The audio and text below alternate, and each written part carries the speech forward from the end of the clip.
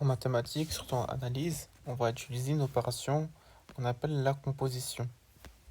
C'est représenté par un rond.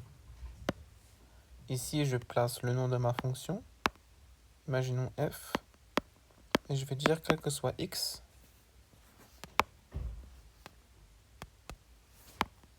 pour tout x, on va dire réel, je vais définir la fonction f de x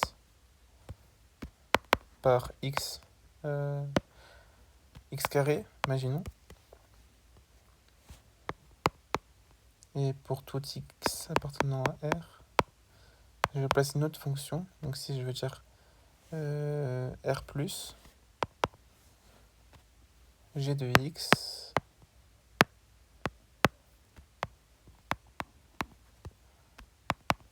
est égal à racine de x. Ah bah, la composition, on va noter ici f rond g,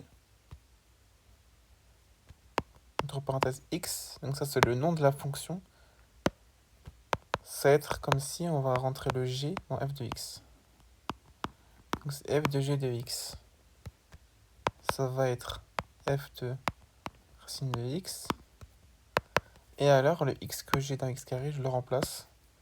Ça va me donner racine de x au carré. Et ça va me donner x. Donc ça, c'est la composition. C'est le fait de rentrer une fonction en paramètre d'une autre.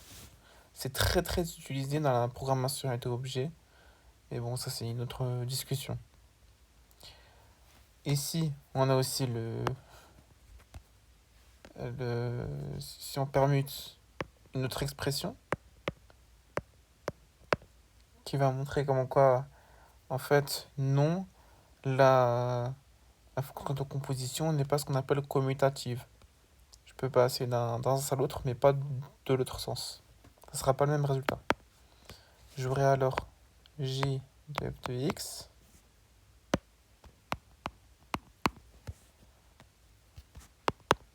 ça va être g de x carré. Et le résultat, ça sera racine de x carré. Ce qu'on donne la valeur absolue de x. Ici, on a x, et là, la valeur absolue de x. La différence, c'est que la valeur absolue de x, c'est tout le temps positif, alors que x peut être négatif. Donc il existe des moments où ça sera différent. On aura ici f rond g de x différent de g rond f de x si on aurait x qui est négatif. En effet, si je prends x égale moins 1, j'aurai x, ça fait moins 1, et valeur absolue de moins 1, valeur absolue de x, ça donnera 1. Et moins 1, c'est différent de 1. Donc vous voyez que ça ne donnera pas forcément les mêmes fonctions.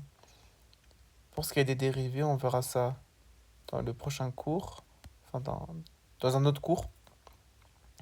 Et le prochain cours, ça sera sur ce qu'on appelle l'ensemble de définition de la fonction.